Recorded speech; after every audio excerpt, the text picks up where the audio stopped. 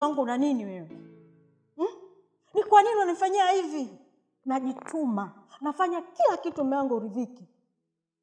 Muda mwingine nafanya matendo yasiompendeza Mungu kwa ajili yako, ili nikuridhishe tu mume wangu. Nahangaika, silali kwa ajili yako. Nini unanifanyia wewe? Ni kwa nini? Wewe ukoje? Mtu gani usioridhika na mkeo wewe? Shida ni mke wangu. Shida ni nini? Hivi kwani ni mume wangu wewe? Wewe ni mume wangu nilokuzoea wewe? Sasa mimi.